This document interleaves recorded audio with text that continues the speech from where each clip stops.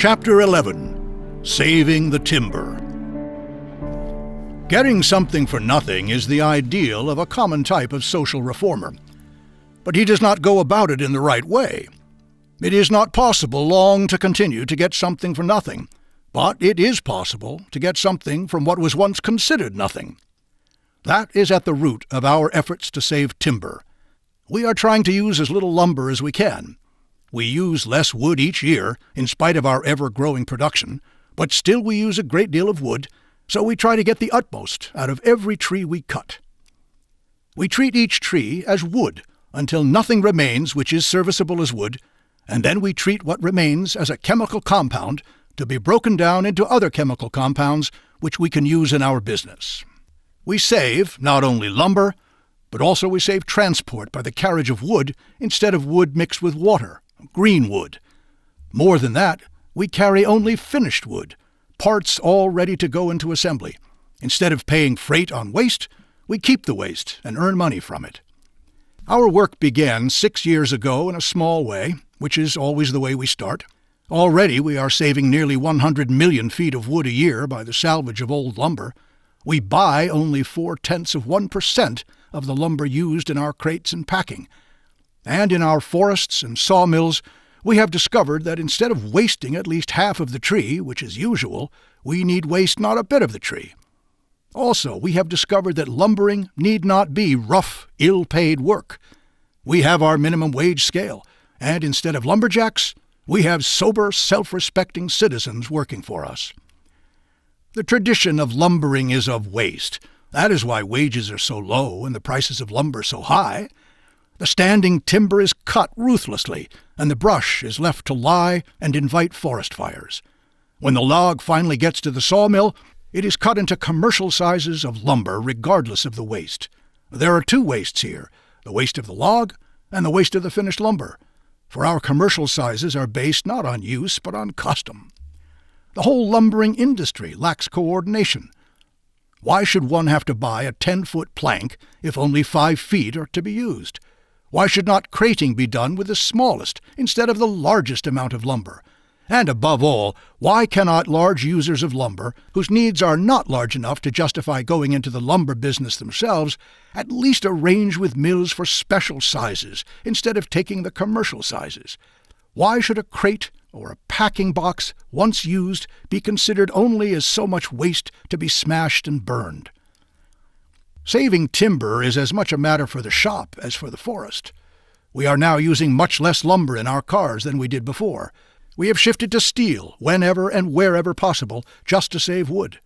The supply of steel is inexhaustible, while at the present rate of consumption, the country's wood will hardly last beyond 50 years. Our own supply will easily last us 100 years in the manner we are using it. Not so many years ago, we looked at wood simply as wood. But, abhorring waste, we soon began digging in to find out what we were doing with wood.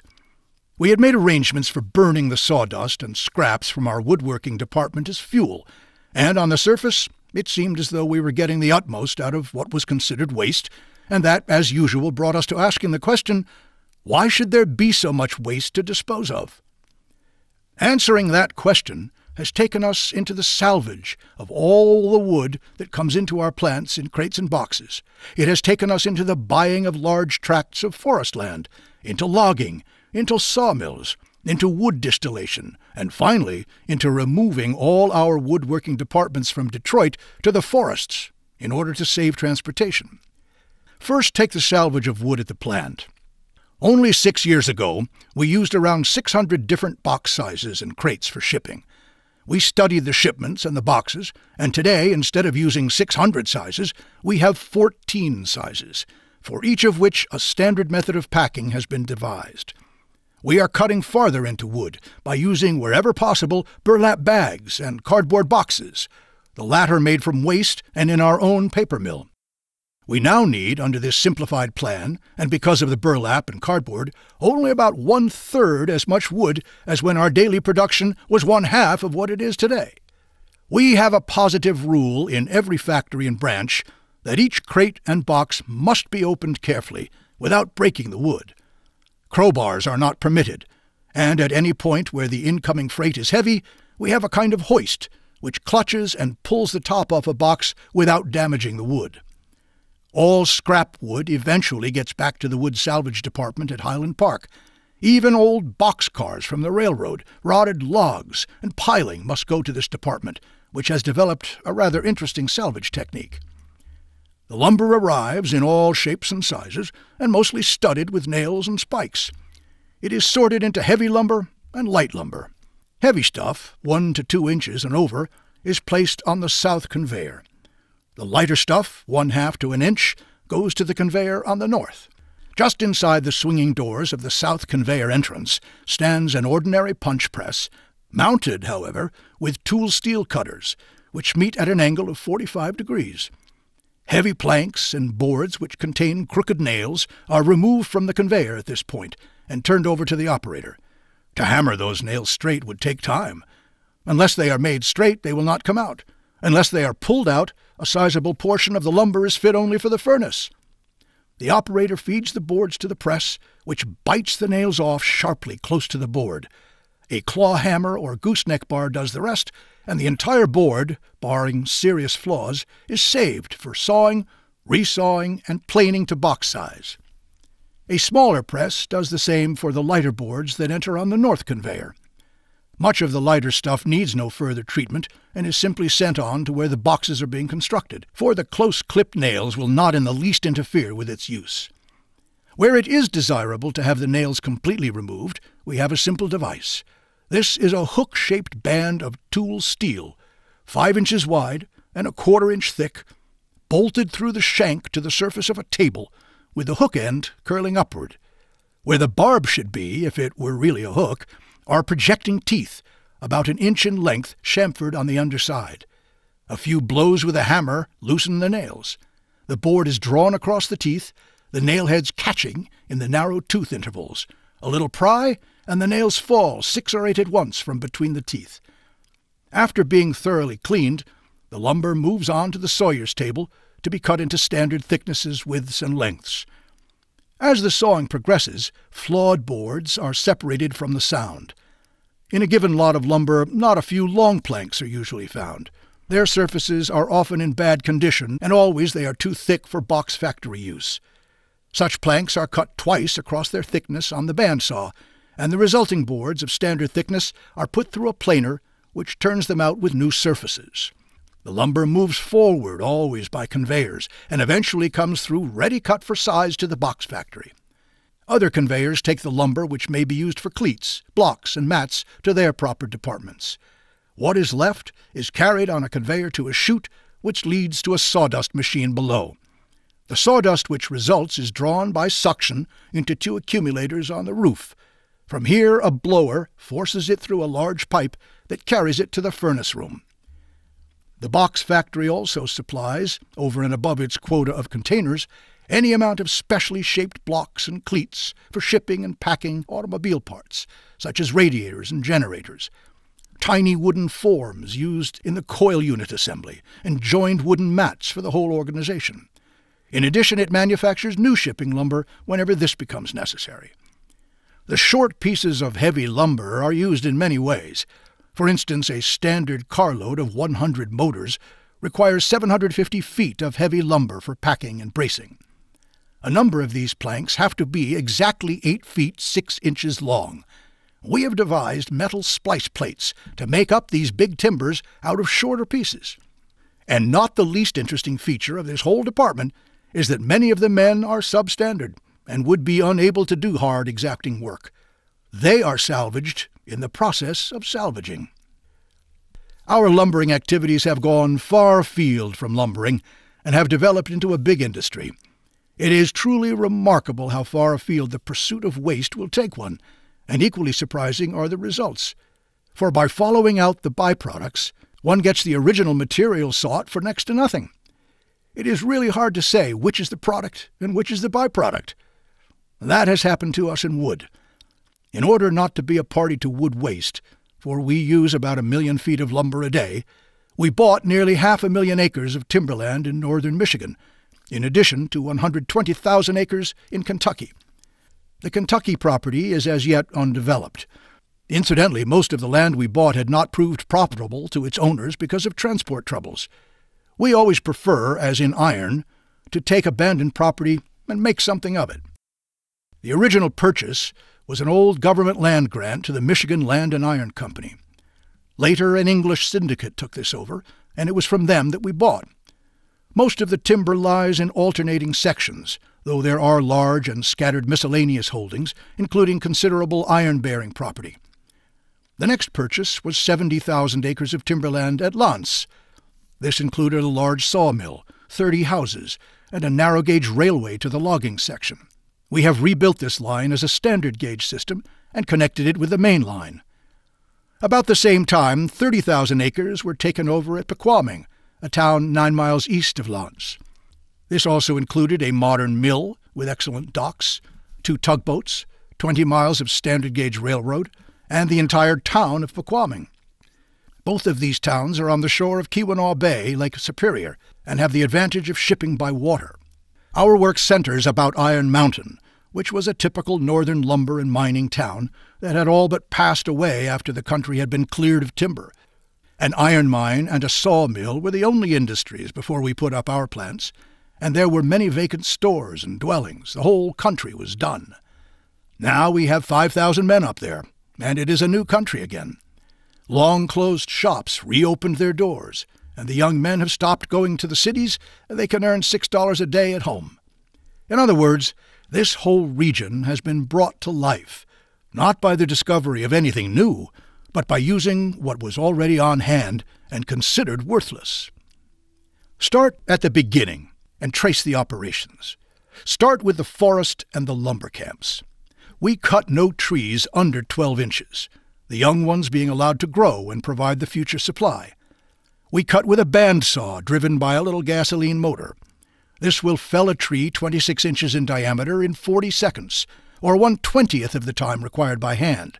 Also, it will cut close to the ground, saving a deal of lumber that formerly was left in the stump. The greatest cause of deforestation is forest fires. Most of these are caused by accumulated brush, the dried limbs and branches left from logging operations. Our lumberjacks burn the brush as fast as it is cut, although the old-timers swore that green brush could not be burned. This is the best method of fire protection yet devised. Nature will provide the second crop of timber if given half a chance. It costs about $1.25 per 1,000 feet to burn the brush, but it makes it so much easier to skid logs out of the woods that 75 cents of this is recovered, making the net cost only 50 cents, which is not too much to pay for fire protection and the speeding up of the remaining growth. We use tractors almost exclusively. At the Sidnaw camp, the tractors are 6 times as efficient as horses, hauling twice as large loads and making 3 times as many trips per day. These tractors are generally equipped with crawlers, this type of equipment being very efficient in the snow. The sleds are built with exceptionally wide tracks, and the tractor runs between these. The tracks are iced every night, and a road gang keeps them in good repair. At Lance and Pequaming, railroads run far into the woods and connect the camps with the mills or the main line. More than 30 miles of new track have already been laid, some of the rails having been salvaged from the DT&I equipment when heavier rails were put down. The logging camps are just as clean as our other plants. Living conditions are healthful and sanitary, and while this cleanliness was considered outrageous by some of the old lumberjacks, the class of young men the company is now getting appreciates it. Running water, steam heat, and electric lights are in all the larger camps. The old built-in bunks have been abolished. At some of the camps there is a housekeeper, usually the wife of one of the men, who makes the beds and does the washing and mending. A recreation hall or clubhouse is provided for the men during their leisure, it being understood that the bunkhouses are places to sleep in. Moving pictures and the radio offered diversion that was impossible a few years ago.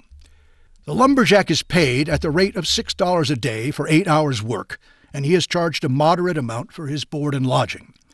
This brings him at least $4 a day net, which is very high pay for the woods, particularly when the employment is steady for 7 or 8 months of the year.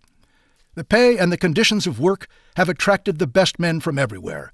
Although our wages are supposed to be high, our logging costs are very low. The logs come into Iron Mountain by rail or by water, and it is there that we have made our largest developments in the direction of eliminating waste. We have several sawmills, but the largest is at Iron Mountain, which cuts as much as 300,000 feet of lumber a day when running at capacity speed. In January 1924, we introduced a new method of sawing, which made all previous records for economy look ridiculous, for the new system reduced waste and scrap to negligible quantities. This consists of sawing the body parts direct from unedged planks as they come from the log. Heretofore, body parts were made from kiln-dried boards, which had been sawed to uniform size and graded. These boards had been produced at a sacrifice of much of the youngest and best wood in the log, and if the log happened to be curved or irregularly shaped, the scrap often exceeded the merchantable lumber obtained. The new system is to saw the log into parallel planks, leaving the bark on. These planks are cut without regard to the shape of the log. In fact, the shape of the log or the plank is of no consequence. The plank is then taken to the layout table, where patterns of various shapes are marked out until the plank is completely covered right up to the bark. Any irregularities, such as the swell of the butt, are taken advantage of. Instead of trimming the board to avoid a knot or check, the layout man simply goes around it. This method permits the utilization of nearly all the wood, and very little scrap remains. The various parts are then sawed from the board with a high-speed bandsaw. From 25 to 35% more body parts may be obtained from logs than under the old method where the log was squared and the boards edged and trimmed. In addition to that, branches not under 4 inches in diameter may be cut up into body parts. Heretofore, the branches, on account of their regularity, were useful only as fuel or for wood distillation. We calculate that this method will make our forests last 1/3 longer than under the old way of sawing, and perhaps they will last forever if we learn how to properly reforest. The present savings are about $20,000 a day. Once sawed, the parts are sent to the dry kilns. We have 52 kilns. Body parts are loaded on special trucks, each with a capacity of 1,122 cubic feet. A kiln holds 36 of these trucks, making the total capacity of each kiln 40,392 cubic feet of body parts. The kilns are kept full all the time, and every time a truck is taken out, another is pushed in. Accurate records are kept of each truckload, and it is not removed until an analysis shows the moisture content. Green wood contains about 40% water, which is dried down to 7% before it leaves the kiln. About 20 days is allowed for drying, the exact time depending upon the thickness of the cellular structure of the wood. There is less end checking and warping by drying shaped parts than there was when the boards were first dried and then sawed into parts. The time required for proper drying has also been reduced by approximately 10 days. Clear lumber is dried in the open air. This is not used for small body parts. It would be waste to cut up clear lumber when smaller lumber is just as strong. Precedent had it that parts could not be cut from green lumber and afterward kiln dried. It was declared they would warp and crack. We have had no trouble. We found that what was supposed to be trouble was due to improper stacking and the uneven introduction of the steam. The savings in lumber to this point through cutting close to the ground, through sawing the log directly into the shapes required, and by improved kiln drying, amount to about 50%. But now we have gone still further by manufacturing the parts completely at Iron Mountain, and not only do we cut out the transport of waste wood and water, but also we use the waste. The central feature of Iron Mountain is the powerhouse, which coordinates with the sawmill, the dry kilns, the body-making plant, and the wood distillation plant, and we get a deal of our power as a byproduct. The powerhouse was put up, by the way, in the dead of winter, with the thermometer sometimes going as low as 30 degrees below zero. Steam is required for heating the wood-drying kilns at 5 pounds per square inch pressure. Steam at 225 pounds pressure, suitable for operating turbines, can be produced at only 10% greater cost than that for the heating pressure. Thus, by developing steam in the powerhouse boilers at 225 pounds per square inch, passing it through turbines, and bleeding low-pressure heating steam from the turbines after a part of its available energy has been obtained, the steam is practically serving a double duty, supplying both power and heat. The powerhouse has several unusual features. The furnaces are designed to burn almost anything. Refuse, sawdust, oil, tar, or powdered coal may be used as fuel. Smoke from the power plant is delivered through a horizontal duct to the carbonization and distillation buildings of the wood distillation plant, where the heat is used in drying wood previous to distillation, and also in some of the chemical processes. Thus, much of the heat ordinarily wasted is recovered. The horizontal smokestack is 10 feet in diameter in its main section, branching into 9-foot and 5-foot diameter ducts, which lead respectively to the carbonization building and the distillation building. The pipe is 35 feet above ground and is supported on steel towers. It is built of heavy steel plates and lined with magnesia and asbestos firebrick as heat insulators. In addition to the power obtained from steam, we have introduced into the group of plants an additional 9,000 horsepower by damming the Menominee River 2 miles away. 3 vertical water turbines are connected with the electric generators. This is one of the finest of our smaller powerhouses, being marble-lined. All the fittings are nickeled. The body plant is not unusual. Little that we have is unusual. Our results come from coordination. But we save every scrap of wood and particle of sawdust. The plant is as clean as an office, but all our plants are that way. The end of our lumbering comes in the wood distillation plant. We chose the Stafford process instead of the old-fashioned oven process. The latter requires good-sized pieces of wood, while the Stafford process can use anything with a cellulose structure: sawdust, shavings, chips, bark, corn cobs, nutshells, or straw may be converted into charcoal and its byproducts. The first step in the distillation of wood is the transfer of chemical wood from the hot pond, which washes off all dirt and grit, to the chemical sawmill. The mill salvages all merchantable lumber, and only the refuse, combined with blocks sawed from branches and other unworkable timber, is sent to the drying department. The small branches and limbs have few commercial uses except as fuel, and the chemical plant therefore converts into valuable products great quantities of wood hitherto considered worthless, for transportation charges make its use as fuel too expensive. The wood dryers are cylindrical shells, 100 feet long and 10 feet in diameter. They have an internal flue through which hot gas from the powerhouse stacks is forced, the gas passing down the flue, radiating its heat through the walls, and then passing back through the surrounding jacket, which is filled with wood. This is known as the countercurrent method of wood drying, and it thoroughly removes the water.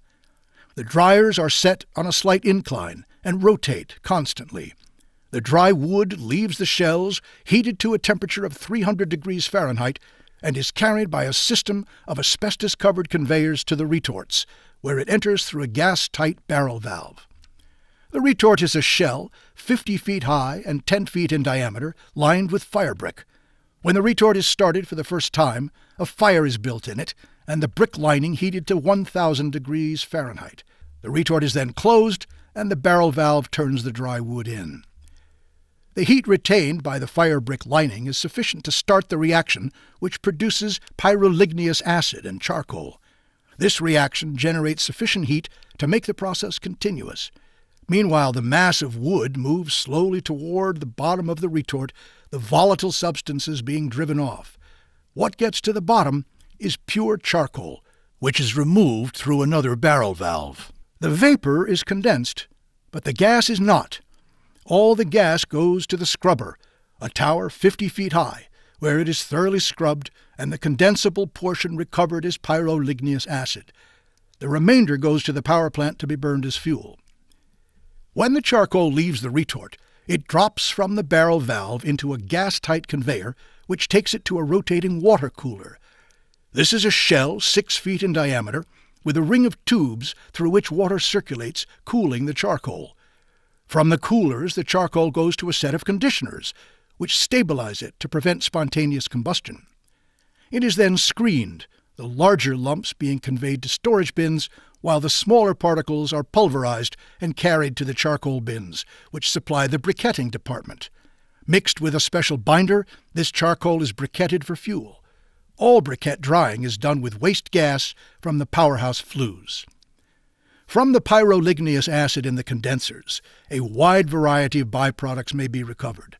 The first step is the transfer of the acid from the condensers to storage tanks in the primary room of the distillation building and into the primary stills. There it is broken up into tar, methyl alcohol, acids, and light oils. The tar, upon further distillation, yields pitch, wood creosote, and flotation oils, all of which we use in our industries. The pitch is used for sealing batteries and insulating coils, the creosote as a preservative for poles, posts, and railroad ties, and the flotation oils for mining purposes. The group of byproducts containing the methyl alcohol and acid is first neutralized with lime, and then passed to the stills, which drive off the alcohol, the lime combining with the acetic acid to make calcium acetate. This is taken to the acetate drying room in semi-fluid form, partially dried on atmospheric drum dryers, and finally dried to solid form in large wire belt dryers. From there it goes to the acetate storage bins, and thence to the ethyl acetate department, where it is mixed with ethyl alcohol and sulfuric acid to form ethyl acetate. Great quantities of this product are used in the manufacture of leather cloth for tops and upholstery. The methyl alcohol coming off goes to the refinery and emerges as pure methyl alcohol and methyl acetone, useful as solvents or denaturing agents. The remaining oils are used as fuel. Under this treatment, each ton of waste wood yields 135 pounds of acetate of lime, 61 gallons of 82% methyl alcohol, 610 pounds of charcoal, 15 gallons of tar, heavy oils, light oils, and creosote, and 600 cubic feet of fuel gas. And these products of distillation, at the moment of writing, give a daily recovery which, in dollars and cents, amounts to around $12,000. And eventually, we shall go much further. There is wood enough in this country for everyone when we learn to use it.